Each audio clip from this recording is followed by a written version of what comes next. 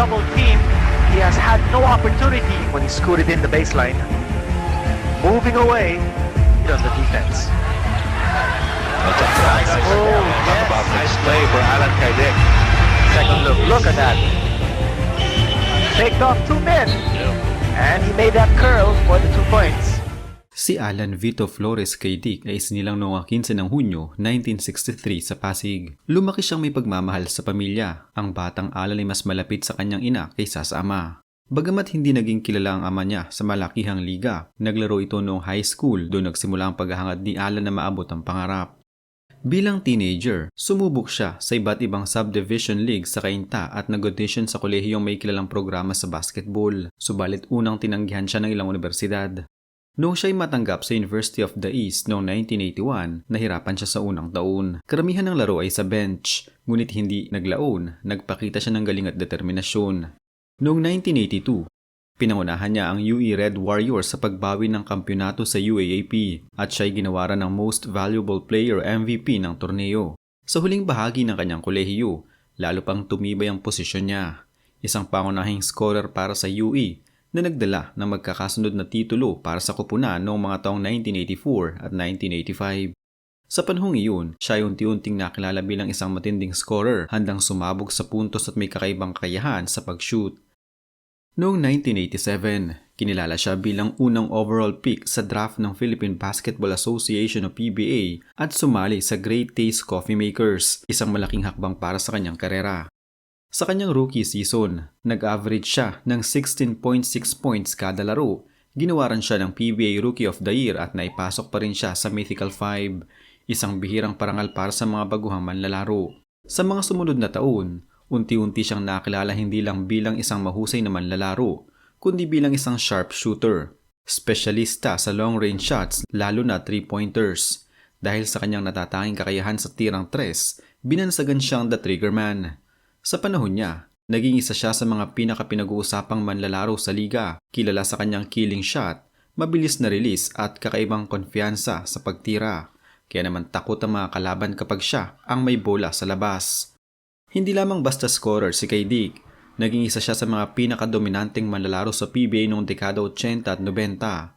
Ilan sa kanyang mga natamong parangal ay ang PBA Most Valuable Player noong 1990, maraming beses na napili sa Mythical 5 team mula 1987 hanggang 1995 at Mythical 2nd team mula 1993 hanggang 1994. Naging All-Star at nanalo sa PBA All-Star 3-Point Shootout Challenge at minsang naging All-Star Game MVP. Naging kauna-unang Filipino sa PBA na naabot ang 1,000 career 3-point field goals. Numero 1 lokal sa pinakamataas na puntos sa isang laro. Isang game noong November 21, 1991, tinira niya ang 79 points kasama dito ang 17 na 3-point shots na naging record ng liga. Hindi lang sa liga, sa pambansang koponan din siya ay naging malaking bahagi. Noong 1984 hanggang 1985, bahagi siya ng Amateur Development Program ng bansa.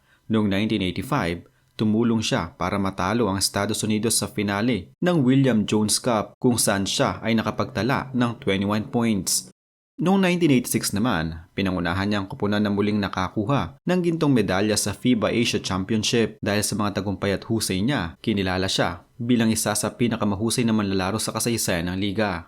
Noong ipinagdiwang ang 25th anniversary ng PBA, siya ay pinalahok sa listahan ng 25 greatest players ng liga. Muli, kinilala ang kanyang kahusayan nang mapasama siya sa PBA Hall of Fame noong 2009. Noong 1999, habang naglalaro siya para sa Barangay Ginebra Kings, naging playing coach siya matapos ang biglaang pag-alis ng kanilang interim coach. Ngunit sa pagsapit ng 2000, nagdesisyon siyang ilagay ang sarili sa reserved, unprotected list upang protektahan ang iba pang miyembro ng koponan. Nang mapili siya sa expansion draft ng bagong koponan, ang Red Bull Baracus, sa halip na lumipat, pinili niyang magretiro. Sa parehong taon ng kanyang pagre-retiro, dalawang koponan ang nagretiro ng kanyang jersey number 8 bilang pagkilala sa kanyang legacy, ang San Miguel Beermen at ang Barangay Ginebra Kings. Hindi naglaon, nagpatuloy siya sa basketball bilang coach at manager. Naging assistant coach sa Ginebra. Pagkatapos ay team manager mula 2004, naging assistant coach din siya sa universidad at sa huling bahagi, naging assistant coach siya muli ng Ginebra. Noong 2024, naitalang siya ay na-appoint bilang consultant ng San Sebastian Stags para sa kanilang programa sa basketball. Hindi lamang sa lansangan ng basketball sumikat si Kay Dick, ang kanyang asawa na si Milot Kay Dick ang itinuturing niyang inspirasyon at trigger ng kanyang husay sa laro. Nagsimula ang kanilang pagkakakilala noong 1985, ipinakilala siya kay Alan ng isang kamag-anak ni Milot. Bagamat nagsimula bilang phone pals, nagkabigayan sila at kanilang pinilang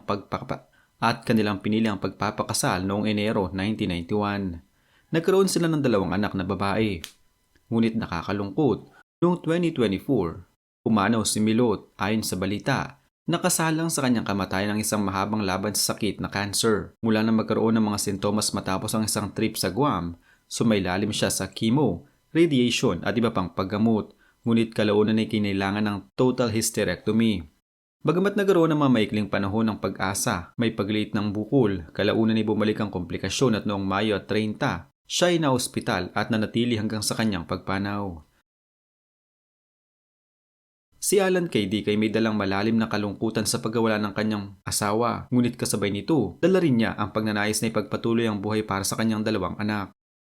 Sa profesional na bahagi naman, patuloy siyang aktibo sa mundo ng basketball bilang consultant ng San Sebastian Stags simula 2024. Sa paglipas ng kanyang karera sa basketball at matapos ang maraming taon bilang coach at consultant, lumabas sa social media at ilang promotional materials ang pag-uugnay kay Alan Kay Dick sa isang gasolinahan investment venture na tinatawag na dual fuel.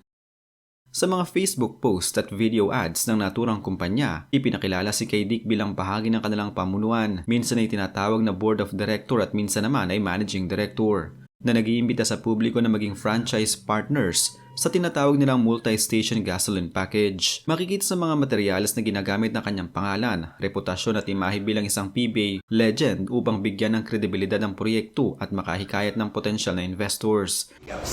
Oh, by the way, my friends Jojo Lastimosa, Noli Locsin, Marlo Aquino, and Val David, and of course myself, are spearheading this exciting development. Please check out our Facebook. Again, iniimbitahan ko po kayong sumali sa aming team at maging dual fuel franchise owner. Gayunman, sa masusing pagsusuri, lumalabas na mga pagbanggit na ito ay nagmumula lamang sa social media promotions ng dual fuel at hindi sinusuportahan ng opisyal at mapanuring tala mula sa mga lehitimong business registries, gaya ng Securities and Exchange Commission, Department of Energy o anumang corporate filing na nagpapatunay sa kanyang formal na posisyon bilang direktor o may-ari ng kumpanya. Sa ngayon, bagaman malinaw na ginagamit ang pangalan ni Kay Dick sa marketing ng naturang gasolinahan business, wala pang matibay na dokumentadong nagpapatunay na siya ay aktibo o opisyal na kasapi ng pamunuan ng dual fuel. Sa kabuuan, ang kwento ni Alan Kay Dick ay isang testamento ng pagsisikap, talento, dedikasyon at sakripisyo.